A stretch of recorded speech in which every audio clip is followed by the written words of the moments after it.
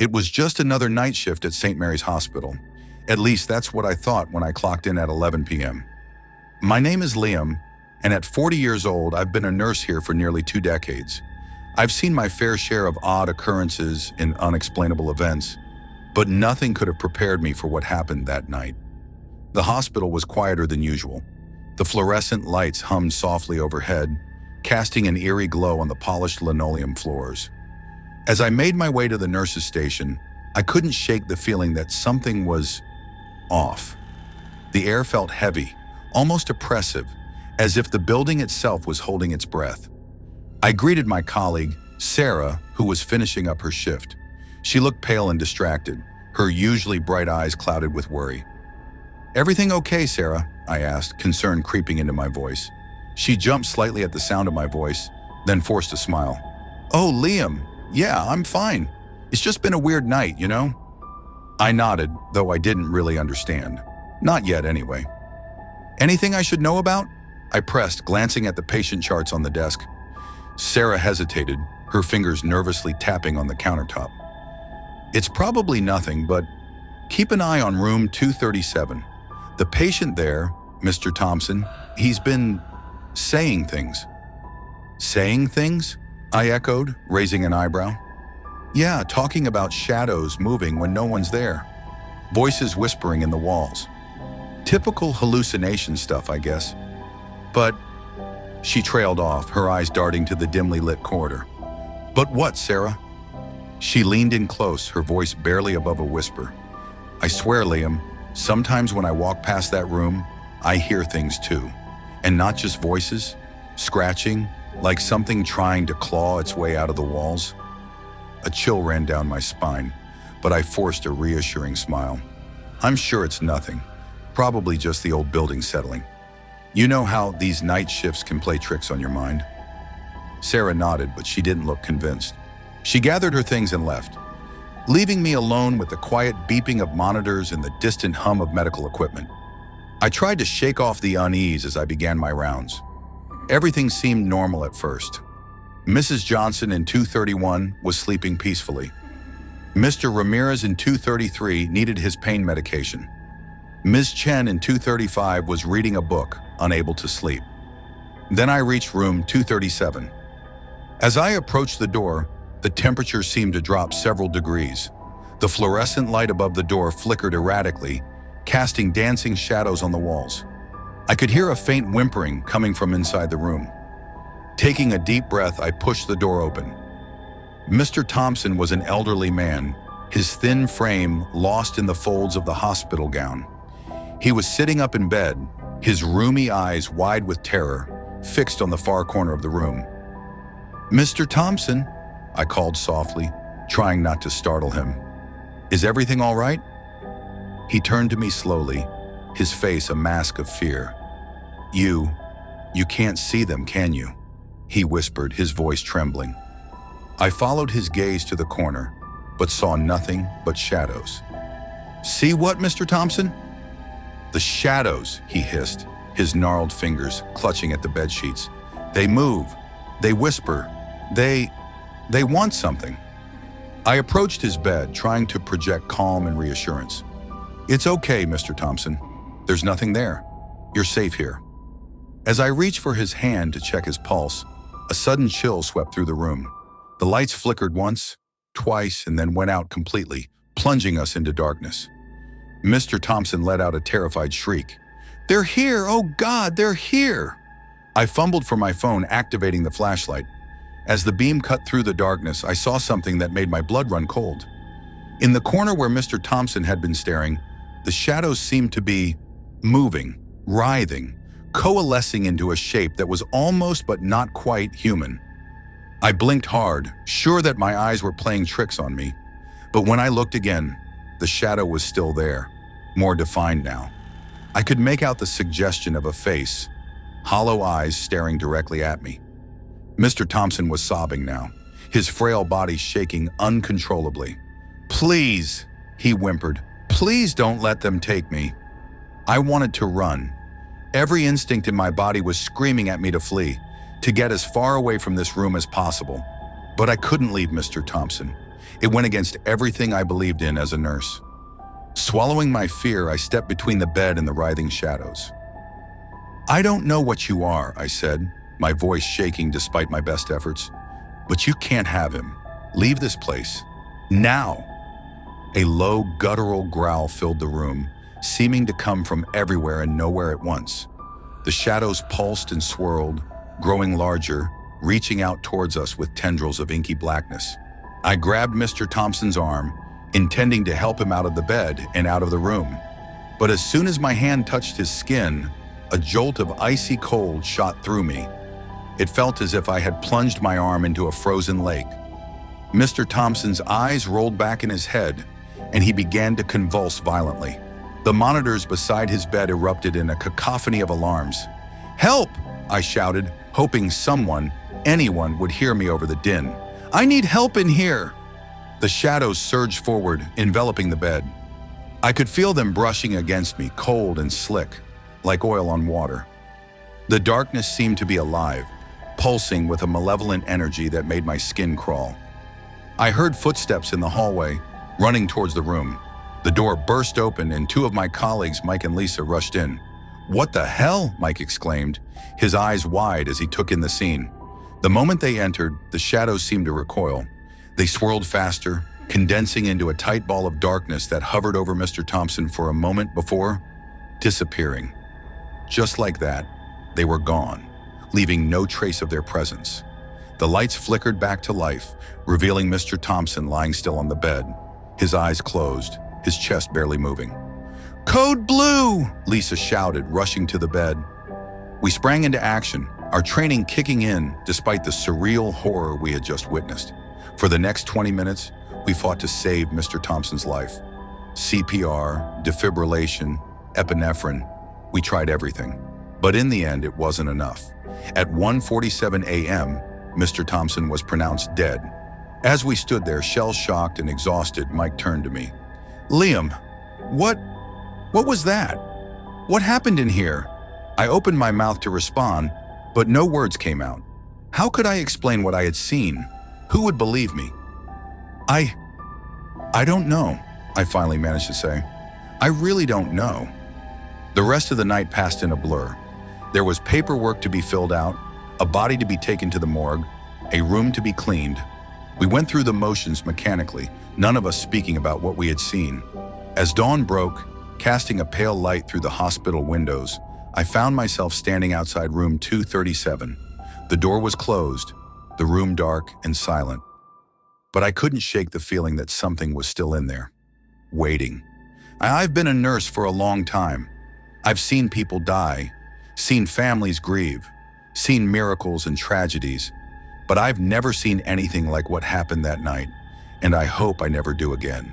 But sometimes when I'm working the night shift and the hospital is quiet, I swear I can hear whispers in the walls, and out of the corner of my eye, I see shadows moving where no shadows should be. I tell myself it's just my imagination, just the stress of the job getting to me. But deep down, I know the truth. Something came to St. Mary's Hospital that night, something dark and hungry. And I fear it's still here, waiting for its next victim. So if you find yourself in a hospital late at night and you feel a chill in the air or see shadows moving in the corners of your vision, remember my story. And whatever you do, don't look too closely at the darkness, because sometimes the darkness looks back. The weeks following that terrifying night were a blur of sleepless days and anxiety-ridden nights.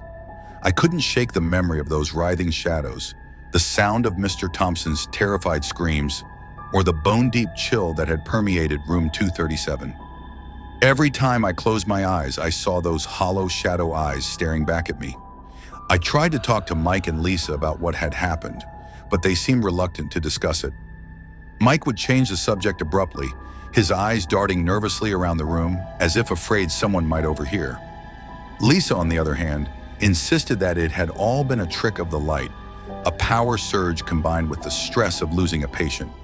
But I could see the fear lingering in her eyes, the way she'd flinch at sudden movements or loud noises. As for me, I couldn't deny what I'd seen. The memory was too vivid, too real to be dismissed as mere imagination. I found myself obsessively researching shadow creatures, paranormal phenomena in hospitals, anything that might explain what had happened that night. My browser history became a rabbit hole of occult websites, paranormal forums, and obscure mythology. One night, about a month after the incident, I came across a forum post that made my blood run cold. It was from someone claiming to be a former nurse at a hospital in another state. They described an experience chillingly similar to mine: shadows that moved on their own, whispers in the walls, a patient who died under mysterious circumstances. The post ended with a warning. These things, whatever they are, they're drawn to places of suffering and death. And once they find a way in, they don't leave. I couldn't sleep that night, or for many nights after. The thought that these shadow creatures might still be lurking in the hospital, preying on the weak and vulnerable, was almost too much to bear. But what could I do? Who would believe me if I tried to warn them? Despite my fears, I couldn't bring myself to quit my job. The thought of leaving my patients unprotected against this unseen threat was unthinkable. So I stayed, watching, waiting, always on guard. As the weeks turned into months, things at St. Mary's seemed to return to normal. There were no more inexplicable deaths, no more reports of moving shadows or whispers in the walls. I began to hope that perhaps the entity, whatever it was, had moved on. But then came the night that shattered that illusion completely. It was another quiet night shift, nearly 6 months after the incident with Mr. Thompson. I was making my rounds, trying to ignore the persistent feeling of being watched that had become my constant companion in these halls. As I approached room 237, which had remained empty since that night, as if the hospital itself was wary of placing another patient there, I heard something that made me freeze in my tracks. A soft, rhythmic scratching sound coming from behind the closed door. My heart began to race, my palms sweating as I reached for the door handle. Every instinct screamed at me to turn and run, to call for help, to do anything but open that door. But I knew I had to. I had to know if it was back. With a deep breath, I pushed the door open. The room was dark, lit only by the dim glow of the monitors that had been left in place. At first glance, everything seemed normal. The bed was neatly made, the equipment untouched. But as my eyes adjusted to the darkness, I saw it. In the far corner of the room, where the shadows had first appeared all those months ago, something was moving. It was as if a piece of the darkness itself had come alive, undulating and shifting in a way that defied natural laws. And then I heard the whispers. They started soft, almost inaudible, but grew louder with each passing second. It wasn't any language I recognized, but rather a series of hisses and clicks that seemed to bypass my ears and speak directly to my mind. I stood there, paralyzed with fear, as the shadow began to take shape. It grew larger, stretching across the wall like some grotesque living stain. I could make out limbs now, long and spindly, reaching out towards me. A face began to form in the center of the mass, hollow eyes and a gaping maw that seemed to promise endless suffering. In that moment, I knew with absolute certainty that I was looking at something that should not exist in our world. Something ancient and malevolent that had found a way to slip through the cracks of reality. I wanted to scream, to run, to do anything but stand there and face this nightmare. But my body wouldn't respond. It was as if the shadow creature had somehow paralyzed me with its gaze. The whispers grew louder, more insistent. Though I couldn't understand the words, I could feel their intent. This thing was hungry. It had tasted death in this room before, and now it wanted more. With a Herculean effort, I managed to take a step backward. The movement seemed to break whatever spell had been holding me in place. I turned and ran, slamming the door behind me and not stopping until I reached the nurse's station. My colleague, a young nurse named Emily, looked up in alarm as I burst into view, gasping for breath and white as a sheet. "Liam, what's wrong? You look like you've seen a ghost," she said, rising from her chair. I opened my mouth to respond, to warn her about the horror lurking in room 237, but the words wouldn't come. How could I explain what I'd just seen without sounding completely insane? Before I could figure out what to say, the lights in the hallway began to flicker. A cold wind seemed to sweep through the corridor, carrying with it the faint sound of whispers. Emily's eyes widened in fear. "What's happening?" she asked, her voice trembling. I grabbed her arm, pulling her toward the exit. "We need to get out of here, now." But even as we ran, I knew it was too late. The shadows were spreading, seeping out from under the door of room 237 and flowing down the hallway like a tide of darkness. The whispers had become a roar, drowning out the sound of our footsteps and the frantic beeping of medical equipment.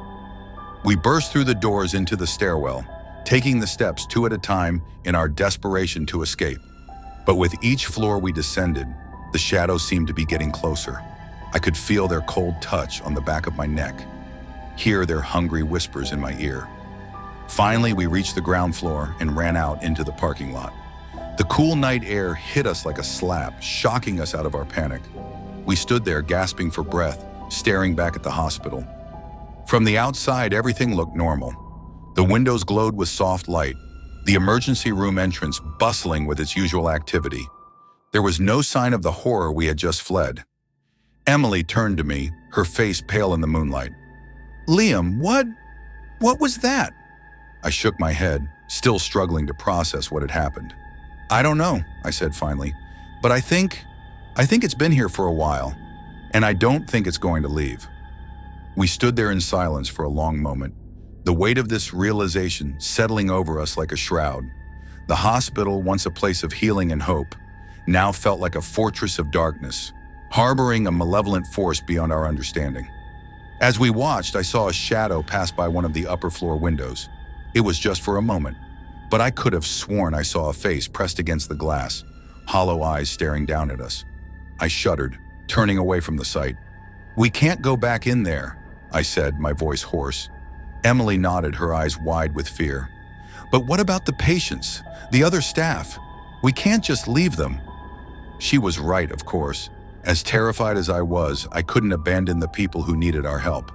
But I also knew that we were woefully unprepared to face whatever was lurking in those halls. "We need help," I said finally. "Someone who knows about these things. Someone who can fight them." Emily looked skeptical. "Like who? A priest? An exorcist?" I shook my head.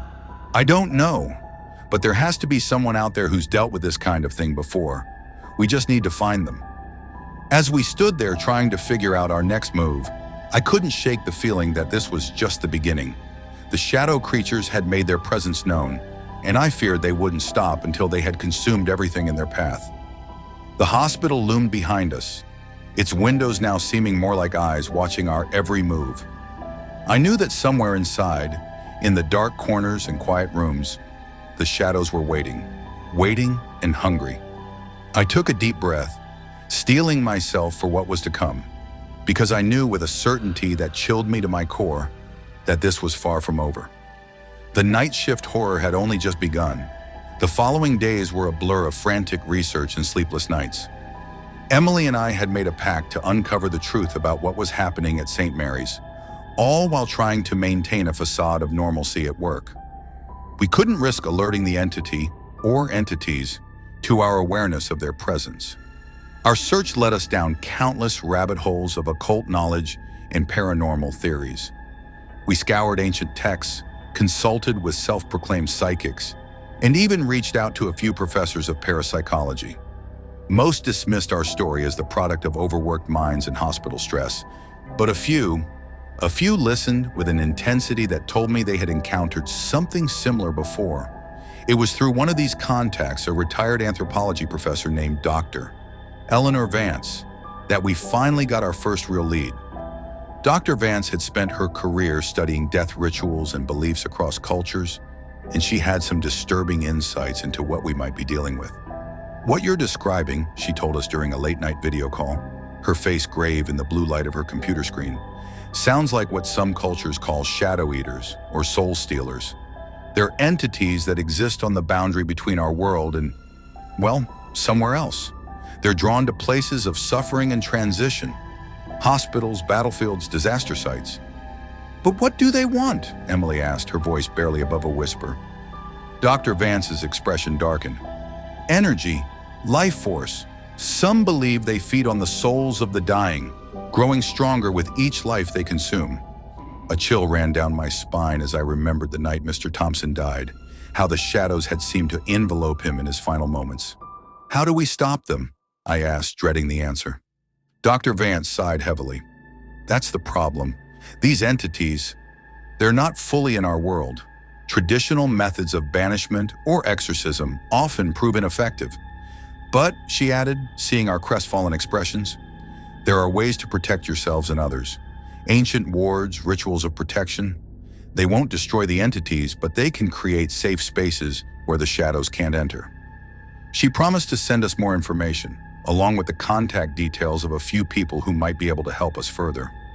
As we ended the call, I felt a mix of relief and trepidation. We finally had some answers, but the reality of what we were facing was more terrifying than I had imagined.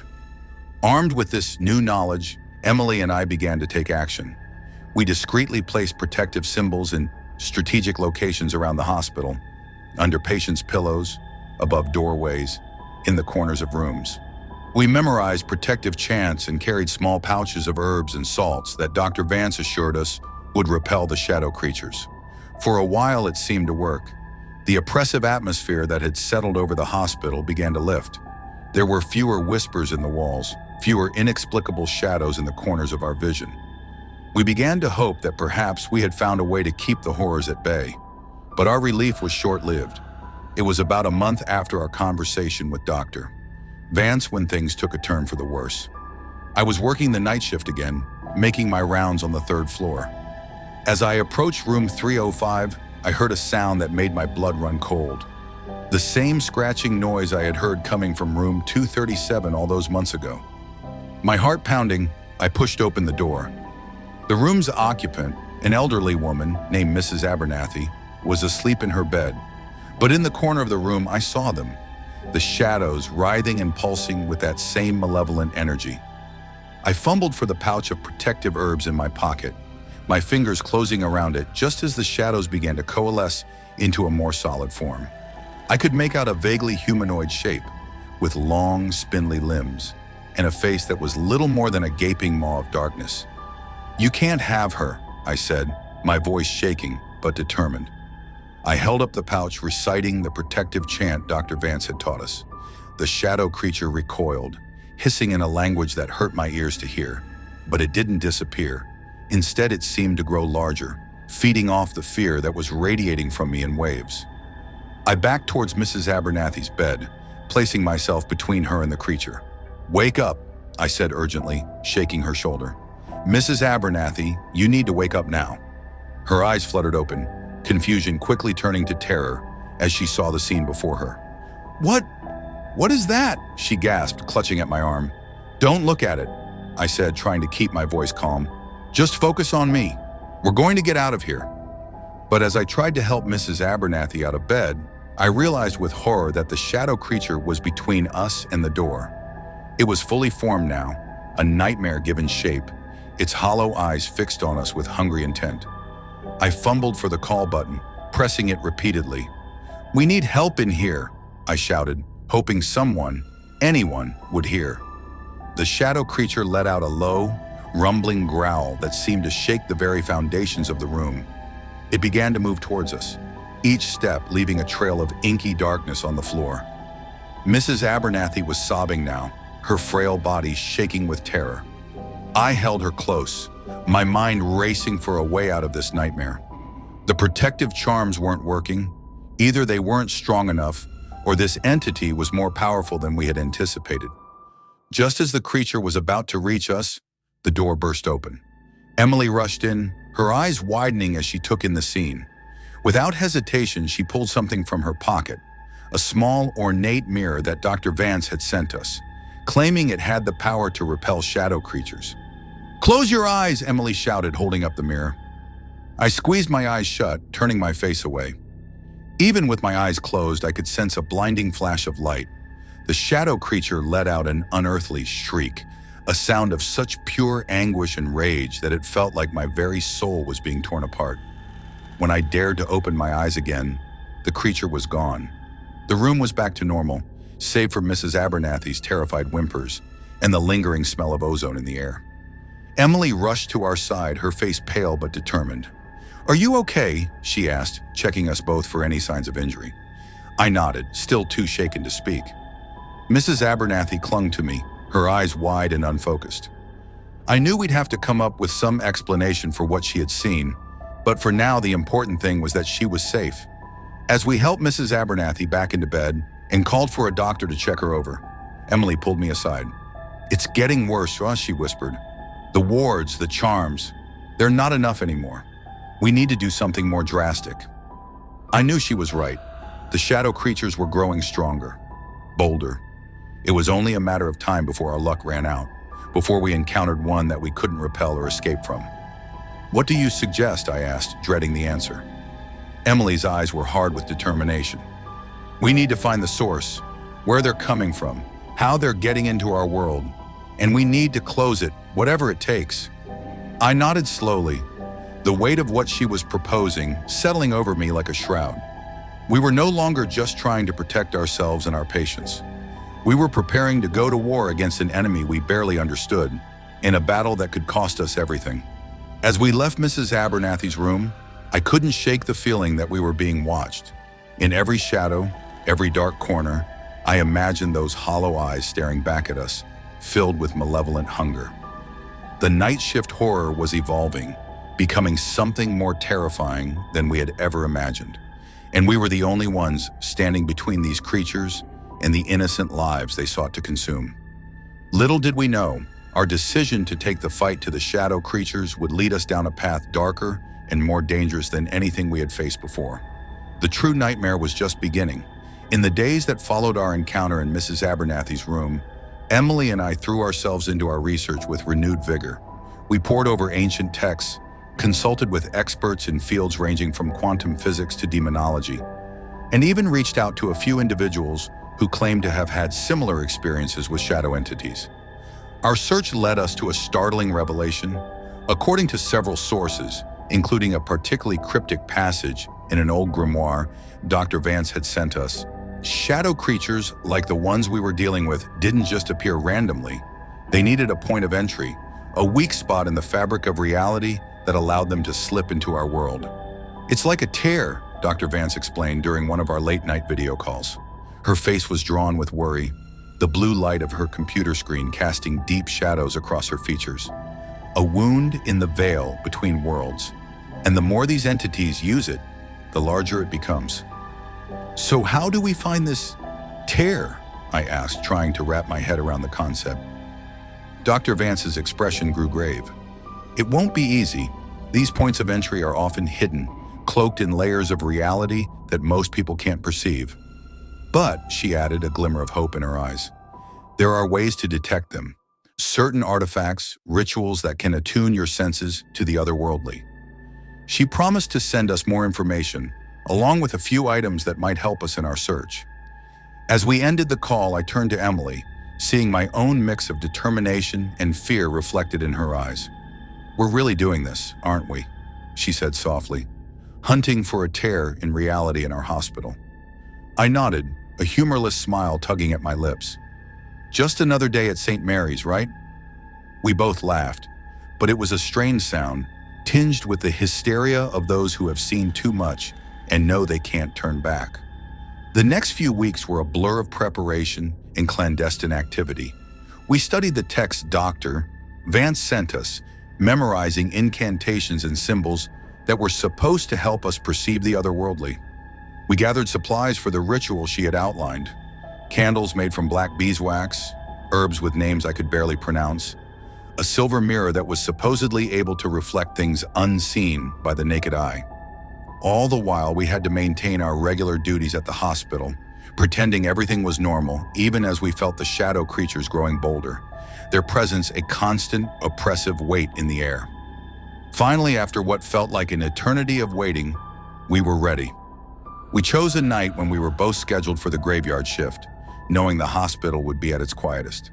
As midnight approached, we made our way to the basement, to a seldom-used storage room that our research suggested might be a likely location for the tear. The room was cold and damp, filled with outdated medical equipment and forgotten supplies. As Emily set up the candles in a precise pattern on the floor, I couldn't shake the feeling that we were being watched.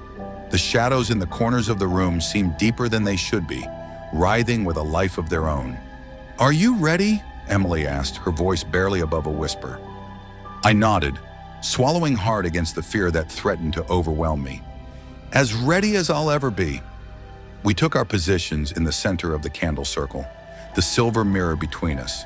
As Emily began to recite the incantation, her voice growing stronger with each unfamiliar word, I focused on the mirror, willing myself to see beyond the ordinary. At first, nothing happened. The room remained as it was, silent save for Emily's voice and the soft flickering of the candles. But then slowly I began to notice a change. The air seemed to thicken, taking on an almost gelatinous quality. The shadows deepened, stretching and twisting in ways that defied natural laws.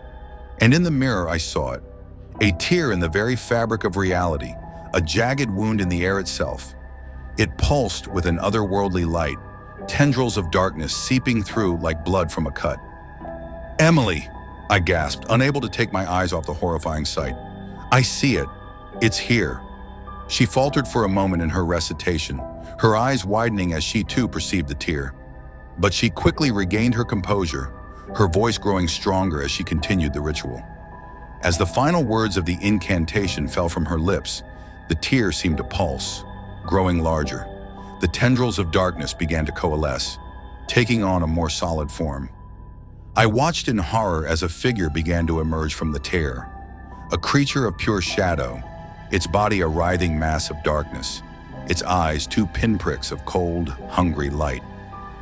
"Liam," Emily's voice was tight with fear. "What do we do now?" But before I could respond, the shadow creature let out a bone-chilling shriek. The sound reverberated through the room, shattering the mirror between us and extinguishing the candles in a gust of icy wind. In the sudden darkness, I could hear more movement, more shapes emerging from the tear. The air was filled with whispers, a cacophony of voices speaking in languages that hurt my mind to hear. I fumbled in my pocket for the pouch of protective herbs, my fingers closing around it just as I felt something cold and slick brush against my arm. "Emily," I shouted, unable to see her in the pitch blackness. "We need to get out of here." I heard her scrambling movement, felt her hand grasp my arm. Together we stumbled towards where we thought the door was, the sounds of pursuit close behind us. As we burst out of the storage room into the dimly lit hallway, I risked a glance back. What I saw nearly stopped my heart. A tide of living darkness was pouring out of the room, shadow creatures of all shapes and sizes, their hollow eyes fixed on us with predatory intent. "Run!" I yelled, pulling Emily along with me. We tore through the hospital basement, the shadows close on our heels. I could hear the whispers growing louder, feel the cold touch of the entities reaching for us. We burst through the stairwell door, taking the steps two at a time in our desperation to escape. As we emerged onto the ground floor, I had a moment of hope. The emergency room was just ahead, filled with people and light. Surely the shadow creatures wouldn't dare to follow us there. But as we ran towards the ER doors, I realized with horror that the shadows were everywhere. They seeped from under doors, oozed from air vents, coalesced in corners. The entire hospital was being consumed by darkness. We burst into the ER, gasping for breath. "We need to evacuate," I managed to say to the startled nurse at the desk. "Now! Everyone needs to get out." She opened her mouth to respond, but her words turned into a scream as she saw what was behind us. The shadow creatures had followed, their forms twisting and writhing as they entered the brightly lit room. Chaos erupted. Patients and staff alike began to panic, screaming and running for the exits. Alarms blared, adding to the cacophony. Through it all, I could hear the whispers of the shadow creatures, growing louder and more insistent. Emily and I tried to help as many people as we could, guiding them towards the exits. But for every person we saved, it seemed like the shadows claimed another. I watched in horror as a doctor was enveloped by a massive darkness, his scream cut short as he simply disappeared. As the last of the survivors made it out of the building, Emily and I found ourselves alone in the hospital lobby, surrounded by encroaching darkness. The shadow creatures were everywhere now, their forms blending together into a roiling sea of blackness.